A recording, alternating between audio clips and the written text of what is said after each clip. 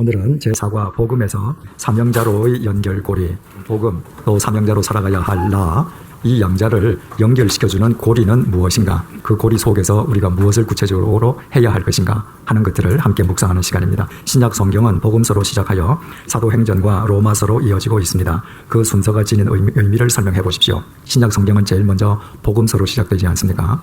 그 복음이라고 하는 것은 임마누엘 하나님께서 인간의 몸으로 이 땅에 오셔서 인간의 죄값을 대신 치러주심으로 죄와 사망으로부터 인간을 구원해 주셨다는 겁니다. 이 복음서가 제일 앞에 있고 그 다음이 사도행전이라고 그랬습니다. 사도행전은 이 복음의 기초 위에서 어떻게 교회가 태동되고 교회의 역사가 어떻게 전개되었는가를 보여주는 책이라고 했습니다. 그 사도행전이 우리에게 중요한 것은 그 사도행전에 등장하는 모든 사람들이 다 사명자들이었기 때문이죠. 사도행전 그 다음에 나오는 것이 로마서, 고린도전서, 후서와 같은 교리서입니다. 교리서는 복음이신 예수 그리스도에 대한 해석이죠. 이 순서가 중요하다고 그랬습니다. 예수 그리스도, 교회, 그 다음에 그 예수 그리스도를 해석하는 말씀, 그 토대 교리. 어떤 경우에도 앞세워야 할 것은 예수 그리스도의 복음, 복음의 예수 그리스도이지 교회를 앞세울 수는 없다고 그랬습니다. 교회가 중요하다면 교회 그 자체가 중요해서가 아니라 교회가 바로 예수 그리스도를 드러내는 통로이기 때문에 중요하다고 했습니다. 교회가 교회 자체를 앞세울 때 오히려 교회는 복음으로 사람을 살리는 것이 아니라 복음으로 사람을 정죄하고 죽이는 결과를 초래한다. 예수님을 유대인들이 죽였는데 그 유대인들은 하나님을 안다는 선민들이었거든요. 유대교 종교 자체를 하나님 말씀보다 앞세우니까 하나님 말씀은 수단으로 전락하지 않습니까? 오늘날 예수님이 또다시 십자가에 못 박혀서 돌아가시고 부정당한다면 누구에 의해서겠습니까? 믿지 않는 사람에 의해서? 아닙니다. 오늘 이 시간에도 예수님은 교회 안에서 십자가에 못 박히는 겁니다. 믿는 사람들에 의해서 예수님은 부정당하는 것입니다. 교회 그 자체를 앞세우면, 나를 앞세우면 예수는 수단으로 전락하기 때문입니다. 그렇다면 그 책들의 상호 연관성에 대해서 말해 보십시오. 예수 그리스도의 복음서, 교회를 나타내는 사도행전, 그리고 교리서, 이 상호 연관성이 뭔가? 복음과 교회와 교리는 밀접한 관계를 이루고 있지만은 이 순서는 영원 불변이어야 한다는 것입니다. 어떤 경우에도 이 순서가 바뀔 수 없다는 것입니다. 교회와 교리를 위해서 예수 그리스도가 계신 것이 아니라 예수 그리스도를 위해서 교회가 있고 교리가 필요하다는 것입니다. 교리가 복음에 대한 해석이라 그랬는데 교리라고 하는 말 그 뜻 자체는 원리, 기본적인 원칙이라는 말이거든요. 그 예수 그리스도에 대한 기본적인 말씀의 원칙. 그래서 항상 예수 그리스도를 앞세우되 교회는 이 교리의 바른 원리, 원칙 위에서 예수 그리스도를 앞세우는 사명자들의 모임이 되어야 한다. 복음의 핵심, 다시 말해서 교회의 근거는 무엇인가? 그 복음의 핵심은 뭔가? 2000년 전에 나사렛에서 빈민으로 살던 바로 그 나사렛 예수, 그 예수가 우리 구원자라는, 그분이 이 땅에 오신 임마누엘 하나님, 성자 하나님이시라는 것. 이것이 복음의 핵심입니다. 그리고 이것이 바로 교회의 근거입니다. 교회는 시스템이나 건물이 아니라 예수를 그리스도시요 하나님의 아들이라고 믿고 고백하고 사는 사람들의 모임이 교회다. 이렇게 생각할 수 있습니다. 예수님께서 제자들하고 3년을 다니시다가 가이사랴 빌립보에 가셔서 베드로로부터 이 고백을 받으시고 이 고백 위에 내가 내 교회를 세우시겠다고 천명하셨거든요. 예수님께서 이 고백을 받으신 가이사랴 빌립보의 의미를 우리가 알아야 된다고 했습니다. 가이사랴라고 하는 것은 카이사르, 로마 황제의 칭호거든요. 당시 로마 황제의 이름이나 로마 황제의 칭호를 붙이는 도시가 로마 제국 내에 여럿 있었지만 아무 도시나 절대 못 붙인다고 그랬죠. 웅장한 대리석 기둥들이 즐비한 그 도시에 아름다운 몸매의 여자와 우람한 근육의 남자 조각상들이 즐비하고 거기에 지적으로 자기의 지성을 자랑하는 그 도시 사람들, 멋진 옷을 입은 사람들, 그 도시에 예수님이 제자들을 데리고 들어가셨단 말입니다. 어마어마한 대도시 로마 황제의 신전이 인간을 압도하는 거기에서 빈민 차림의 예수가 나는 누구냐라고 물었을 때 베드로가 당신이 구원자입니다. 저 황제의 신전에서 인간의 경배를 받는 로마 황제는 구원자가 아닙니다. 당신이 하나님의 아들입니다. 욕망이 판을 치는, 황제의 논리가 판을 치는 그 욕망의 도시, 황제의 도시 한가운데에서 나는 황제의 논리를 쫓지 않고 욕망의 논리를 쫓지 않고 비록 내가 당신처럼 일평생 빈민으로 사는 한이 있다 할지라도 당신의 길, 당신의 진리, 당신의 생명의 길을 쫓겠습니다. 이렇게 고백한 겁니다. 그러므로 그리스도인은 어떤 사람인가? 세상의 욕망의 논리, 황제의 논리를 쫓는 사람들이 아니라 길이요 진리요 생명이신 예수 그리스도의 그 진리, 그 생명의 법칙을 쫓는 사람이다. 그 토대 위에 세워진 것이 교회이고 그 고백대로 살아가는 사람들이 바로 사명자인 것을 알게 되는 것이죠. 교회마다 크고 작은 내홍으로 진통을 겪는 이유는 무엇입니까? 모든 교회가 세상으로부터 존경받고 사랑의 공동체가 되어야 될 것 같은데 똑같은 고백 위에 세워졌는데 교회마다 분쟁이 있단 말이죠. 총론이 중요한 것은 총론이 강론을 포함하고 있기 때문이라고 했습니다. 강론이 무엇인지를 알고 그 강론을 실천하지 않으면 총론은 입지가 없어지는 것입니다. 모든 교회들이 주는 그리스도시요 살아계신 하나님의 아들입니다라는 고백 위에 세워진다고 하는 것은 총론입니다. 모든 교회가 총론은 다 분명합니다. 그 총론 속에 포함되어 있는 강론을 신경 쓰지 않는 것입니다. 이 강론이 구현되지 않음으로 인해서 생각하지 못한 여러 문제가 파생되는 것입니다. 이런 의미에서 요한복음 21장은 참 중요합니다. 요한복음은 사복음서의 마지막 장입니다. 말하자면 요한복음 21장은 사복음서의 결론장이라고 말할 수 있습니다. 그리고 이 요한복음 21장에 맞물려서 교회의 역사를 보여주는 사도행전이 시작되고 있지 않습니까? 그러니까 요한복음 21장을 사이에 두고 복음서와 사도행전이 지금 연결되는 겁니다. 이 요한복음 21장 속에 그리스도인이 삶의 현장에서 이루어야 할 강론이 고스란히 들어있는 것입니다. 이 강론을 바르게 이해하고 이 강론을 실천해가면 복음과 교회는 자동적으로 연결되지 않을 수 없게 되어 있는 것입니다. 요한복음 21장의 배경이 지니는 의미는 무엇입니까? 요한복음 21장의 무대는 갈릴리입니다. 주님께서 승천하시기 전에 이 땅에 남기셨던 마지막 명령을 잘 알고 있지 않습니까? 오직 성령이 너희에게 임하시면 너희가 권능을 받고 예루살렘과 온 유대와 사마리아와 땅끝까지 이르러 내 증인이 되라. 중요한 사실은 예수님께서 승천하시기 전에 부활하셔서 예루살렘에서 제자들을 만나셔서 자, 이제 너희들 3년 동안 나한테 다 배웠지? 그러니까 지금부터 땅끝으로 가. 땅끝으로 몰아내시지 않았다는 것입니다. 승천하신 주님께서 뭐부터 먼저 하셨는가? 금요일날 주님께서 못 박혀 돌아가셨는데 사흘째 되는 날 주일 새벽에 여자들이 예수님 시신에 향품을 발라드리기 위해서 갔다가 부활하신 주님을 만나는데 그때 마태복음 28장 10절이 이렇게 증언합니다. 무서워하지 말라. 가서 내 형제들에게 갈릴리로 가라 하라. 보라 거기서 나를 보리라. 요한복음 21장은 그 무대가 갈릴리입니다. 제자들은 모두 갈릴리에서 태어나서 갈릴리에서 잔뼈가 굵은 갈릴리인들입니다. 갈릴리에 그들의 생계가 달려 있었습니다. 주님께서는 그들의 삶의 터전이요 현장인 갈릴리로 다시 가게 하셔서 그 갈릴리에서부터 다시 시작하게 하십니다. 네 삶의 현장에서부터 시작하라는 것입니다. 땅끝은 여기와 정반대의 공간이 아니라 내가 서 있는 곳에서부터 땅끝은 시작하는 것입니다. 그래서 예수님께서는 그 삶의 현장 갈릴리에서부터 다시 시작하게끔 요한복음 21장에서 제자들에게 강론을 심어주시는 것입니다. 갈릴리라고 하는 것은 히브리 말로 골이라는 말입니다. 주 예수 그리스도의 복음과 사도행전 이 두 개를 연결시켜주는 이 고리가 갈릴리입니다. 삶의 현장, 삶의 터전이에요. 이 복음을 받아들인 내가 사명자의 삶으로 살아갈 수 있도록 연결시켜주는 고리는 뭔가? 내 삶의 현장입니다. 지금 내 자식 앞에서, 내 남편, 내 아내 앞에서, 지금 내 이웃 앞에서, 지금 내 교인 틈에서, 내 일터에서, 여기에서부터 사명자로 사는 것입니다. 그때 그 사명자에 의해서 그가 있는 삶의 현장이 어떻게 바뀌어지지 않겠습니까? 그 삶의 현장에서 예수님께서 우리 각자가 사명자로 살기 위해서 우리가 마음속에 새기고 실천해야 할 17가지의 강론을 주시는 것입니다. 이 17개의 강론만 여러분들이 딱 한 줄씩 요약하셔서 여러분들의 방, 여러분들의 일터에 사무실 벽에 걸어두시고 매일매일 점검하신다면 여러분들의 삶은 반드시 달라질 것입니다. 요한복음 21장 1절을 보시겠습니다. 그 후에 예수께서 디베랴 호수에서 또 제자들에게 자기를 나타내셨으니 나타내신 일은 이러하니라. 이것은 예수께서 죽은 자 가운데서 살아나신 후에 몇 번째로? 세 번째로 나타나신 것이죠. 그러면 그 후에라고 하면 그전에는 몇 번 나타나신 거예요? 2번 나타나셨다는 겁니다. 제자들이 예수님께서 십자가에서 못 박혀 돌아가시는 것을 보고 얼마나 충격을 받았는지 도마의 다락방에 숨어서 안에서 문을 열쇠로 걸어 잠그고 있었다는 거예요. 안에서 문을 걸어 잠궜는데 아무도 열어준 사람이 없어요. 그런데 홀연히 예수님께서 그냥 그 방으로 오셨습니다. 그리고는 가운데 서셨습니다. 2번 다 똑같았단 말이죠. 부활하신 예수님께서는 시간과 공간을 초월하셨다는 거예요. 우리가 믿는 주님, 부활하시고 승천하신 그 주님은 어떤 시간이나 어떤 공간에 예속된 분이 아니라 시간과 공간을 초월하신 분이시다. 이것을 지금 그 후에라는 단어가 강조하는 것으로부터 요한복음 21장이 시작됩니다.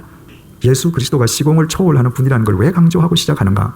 예수께서 디베랴 호수에서 또 제자들에게 자기를 나타내셨으니 나타내신 일은 이러하니라. 이 구절에서 또 다른 중요한 단어는 디베랴 호수입니다. 디베랴는 갈릴리의 로마식 이름으로 가이사랴와 마찬가지로 로마 황제의 칭호를 붙인 로마식 이름입니다. 사도 요한은 요한복음에서 갈릴리 호수 또는 바닷가를 총 19번 기록을 하였습니다. 그중 단 3번만 이 로마 황제의 이름 디베랴를 사용하였습니다. 그중 2번은 요한복음 6장에서 사용되었습니다. 이는 떡 5개와 물고기 2마리로 5,000명을 먹이신 오병이어에 대한 말씀입니다. 많은 사람들이 모여 예수님께서 행하신 표적을 보고 예수님을 왕으로 삼으려고 했습니다. 그들은 예수님을 구원자로 믿은 것이 아니라 예수님이 보여주신 기적을 보고 자신들의 욕망을 얼마든지 채우려고 했던 것이었습니다. 그들은 황제의 논리, 욕망의 논리에 빠졌고 자신들의 욕망을 예수님에게 투사해서 예수님의 능력으로 자신들의 욕망을 다 이루려고 했던 것입니다. 그래서 예수님께서는 디베랴 바다에서 빠져나온 것입니다. 이 사건을 강조하기 위해 사도 요한은 갈릴리를 디베랴라고 2번 기록했습니다. 그리고 세 번째이자 마지막으로 오늘 이 복음서의 결론장이자 복음과 교회의 연결고리가 되는 요한복음 21장 1절에서 갈릴리 바다를 디베랴라고 부르는 것입니다. 디베랴가 뭡니까? 황제의 바다, 욕망의 바다. 바로 그 가에서 주님께서 제자들을 만나셨다. 이건 무슨 얘기를 의미합니까? 주님께서 제자들에게 너희들이 앞으로 살아갈 삶의 현장은 너희가 어디에 있든지 그것이 황제의 바다고 욕망의 바다라는 사실을 잊지 말라는 것입니다. 여러분, 우리가 살아가야 될 이 세상은 수도원이 아닙니다. 우리가 살아가야 될 이 세상은 하나님 나라가 아닙니다. 우리가 살아가야 될 이 세상은 언제든지 욕망의 법칙이 인간을 압도하는 황제의 바다입니다. 사명자들은 이 황제의 바다 속에서 예수 그리스도를 쫓아 진리의 삶을 사는 것이라는 것을 일깨워주고 있는 것입니다. 이 황제의 논리가 판을 치는 이 세상 한가운데서 우리가 사명자로 살아가기 위해서는 시간과 공간을 초월하는 눈을 갖지 않으면 우리는 언제든지 이 세상 속에 침몰합니다. 시간과 공간을 초월하는 눈이라고 하는 것은 뭐냐 하면 이 욕망이 정말 구체적이고 크게 보여도 한순간이 지나갔을 때 물거품처럼 사라져버리고 없어진다는 것. 그것을 볼 수 있는 눈을 지닐 때에만 이것이 다 헛것이고 우리가 구하는 것은 보이는 것이 아니요 보이지 않는 것이니 보이는 것은 잠깐이나 보이지 않는 것은 영원함이니라.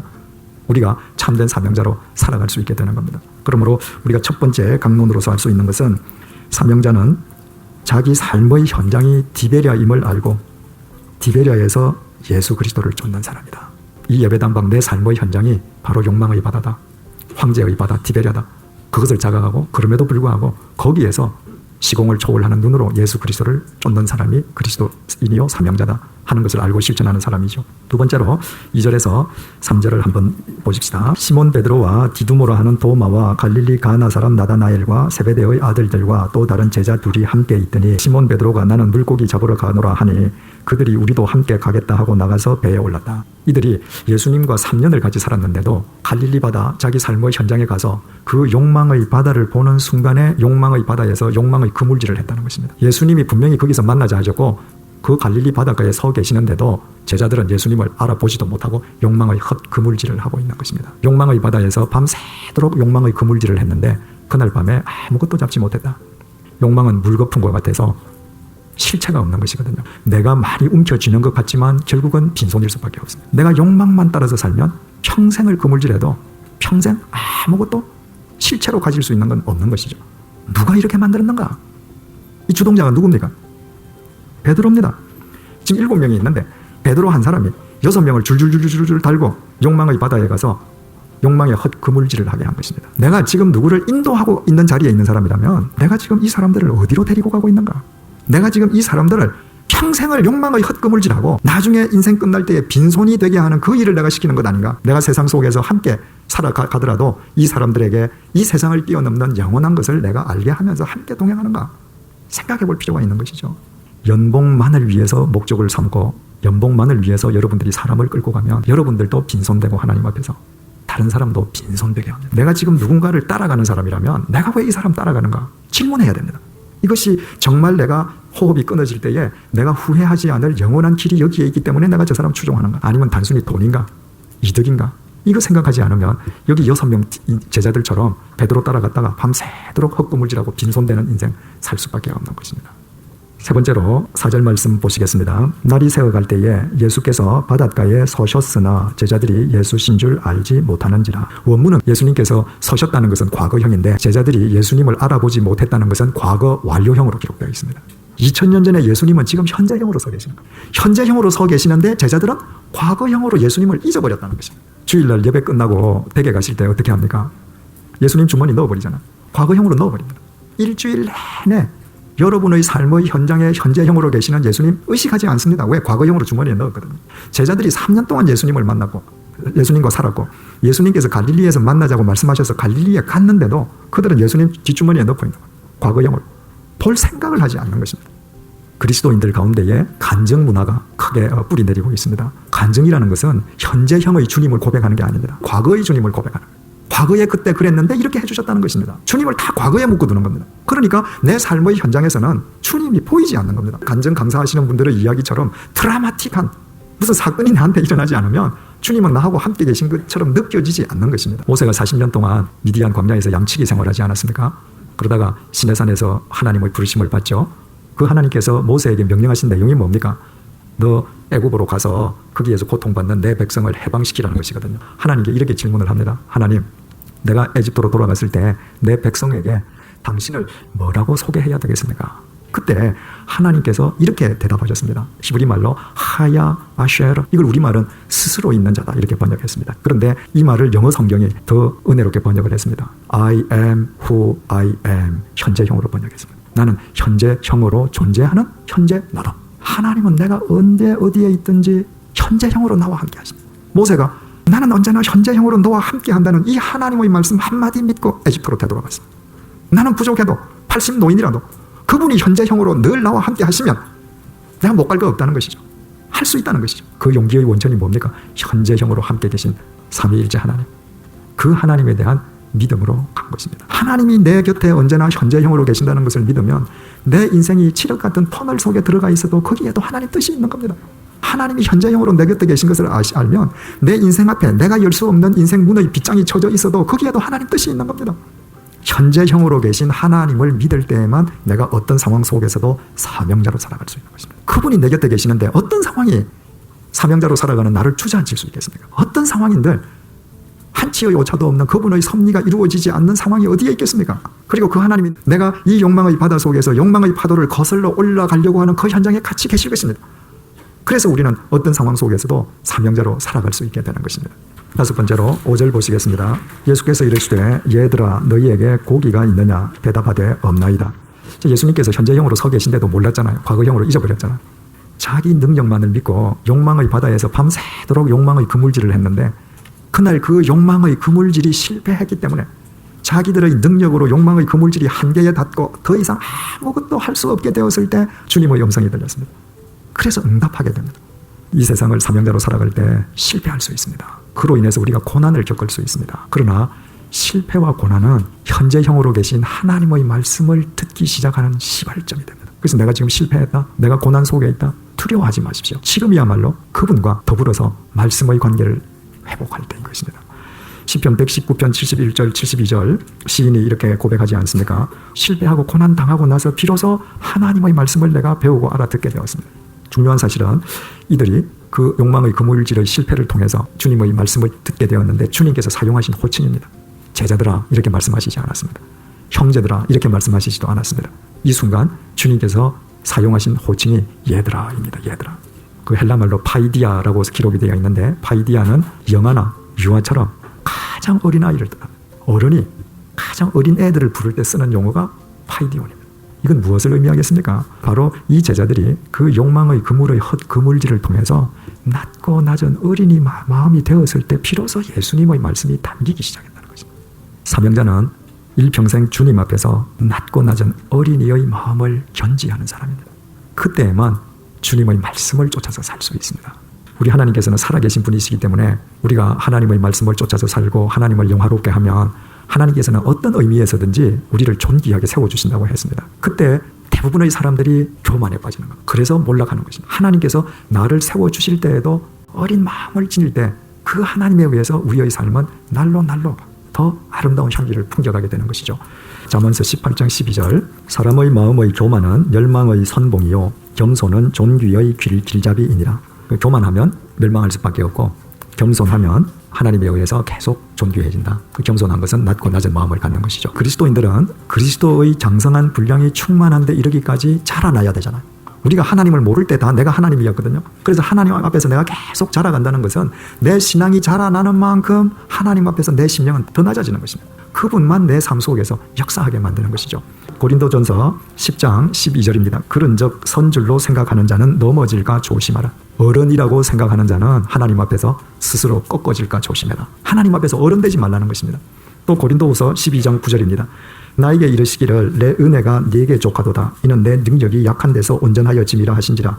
그러므로 도리어 크게 기뻐함으로 나의 여러 약한 것들에 대하여 자랑하리니 이는 그리스도의 능력이 내게 머물게 하려 하심이라. 바울이 지병이 있어서 하나님께 3번 간절하게 기도했는데도 하나님께서 들어주시지 않지 않았습니까? 그 응답이 이거예요. 내 은혜가 너한테 이미 족하다. 나의 어린아이 됨을 자랑한다. 내가 하나님 앞에서 연약한 어린아이가 되면 될수록 그분의 능력을 의지하게 되고 그분의 능력이 더 크게 역사하기 때문이다. 그래서 사명자는 평생 파이디온의 심령으로 살아가는 사람이어야 한다. 마지막으로 6절 말씀 이르시되 그물을 배 오른편에 던지라 그리하면 잡으리라 하시니 이에 던졌더니 물고기가 많아 그물을 들 수 없더라. 먼저 예수님께서 자 그물을 오른편에 한번 던져봐라 이렇게 말씀하셨습니다. 이 제자들은 프로 어부 아닙니까? 그러니까 고기가 있을만한 데는 다 던져본 것이죠. 그런데 예수님께서 오른편에 던져봐라 라고 말씀하신 것은 어떤 특정 공간이 아니라 주님의 말씀 속에서 새로 시작하라는 것입니다. 새로 시작하라는 것입니다. 아무리 실패했다 할지라도 우리는 주님의 말씀 안에서 언제든지 새롭게 시작할 수 있습니다.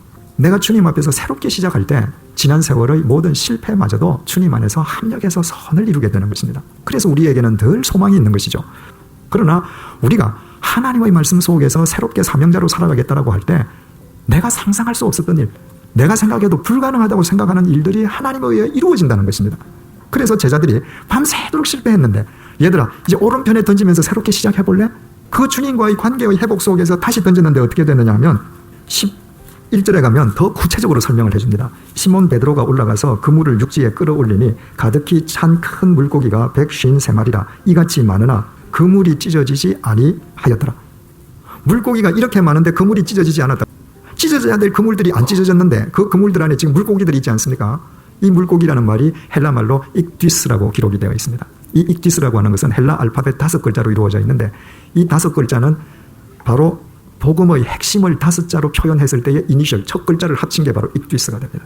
예수스, 그리스도스, 테오스, 휘오스, 소테르. 예수 그리스도는 하나님의 아들이시고 구원자시다. 아까 베드로 고백하고 똑같죠. 그게 익디스입니다. 이들이 이날 잡았던 것은 물고기가 아니었습니다. 예수를 붙잡은 것이다. 밤새도록 욕망을 붙잡던 그 빈손으로 예수를 붙잡았습니다. 그랬더니 그물이 찢어지지 않았다는 것입니다. 왜 교회가 찢어집니까? 왜 가정이 찢어집니까? 왜 사회가 찢어집니까? 예수를 붙잡지 않기 때문입니다. 예수를 붙잡지 않으면 아무리 든든해 보이는 것이라도 결국 찢어집니다. 예수를 붙잡아서 건져 올렸다. 그래서 그물이 찢어지지 않았다. 그 예수 그리스도 안에서 자기 인생들을 그때부터 건져 올리기 시작했다는 것입니다. 에베소서 5장 16절에 세월을 아끼라. 우리는 이 세상을 살아가는 사람으로서 세월을 아끼는 사람이어야 하는데 그 아끼라고 하는 그 뜻이 헬라 동사로 건져 올린다는 뜻이라고 했습니다. 우리를 똑같은 시간이 지금 스쳐 지나가는데 어떤 사람은 욕망의 그물로 전부 다 날려버립니다. 그 사람은 평생을 욕망의 그물질을 했는데 빈손이었더라 이렇게 될 겁니다. 어떤 사람은 지금 이 시간을 건져 올리는 사람이 있습니다. 이 시간을 내 것으로 건져 올려야 되는데 누가 건져 올리는가? 무엇으로 건져 올리는가? 예수 그리스도 말씀으로만 건져 올리는 겁니다. 내가 예수 그리스도의 말씀을 쫓아서 예수 그리스도와 함께 살아갈 때 그 시간만 영원으로 건져 올려지는 겁니다. 주님에 의해서 건져 올려지는 것입니다. 그 삶의 족적이 내가 하나님 나라에 갈 때 하나님 앞에 보여드리는 내 생의 보고서가 되는 것입니다. 그래서 사명자는 매일의 삶 속에서 예수 그리스도의 말씀으로 자기를 건져 올리는 사람이다. 그러므로 그 인생이 찢어지지 않는 것이고 그의 일터와 그의 가정이 찢어지지 않고 그리스도 안에서 견고하게 세워져 가는 것이죠. 결론을 맺겠습니다. 저는 여러분들 잘 아시다시피 저는 36살 때 주님과 인격적인 관계를 맺었습니다. 그때까지 36년은 다 허비한 겁니다. 다 날아갔습니다. 그물 사이에서 다 빠져나갔습니다. 다 찢어졌습니다. 그리고 36살 되던 해 주님을 만나고 나서 28년이 지났습니다. 그런데 그 28년은 주님 안에서 참으로 많은 것을 건져 올린 28년입니다. 중요한 사실은 내가 주님 안에서 내 인생을 건져 올리는 삶을 살기 시작했을 때 무의미하게 사라졌던 지난 36년의 인생의 의미도 내 삶 속에서 합력해서 선을 이루더라는 것입니다. 그 36년 동안의 경험이 그리스도 안에서 주님을 위한 도구로 다 활용되더라는 것입니다. 그래서 주님 안에서 내 인생을 건져 올리는 삶은 우리 인생을 찢어지게 하는 것이 아니라 더욱 견고하고 향기롭게 세워주는 것입니다.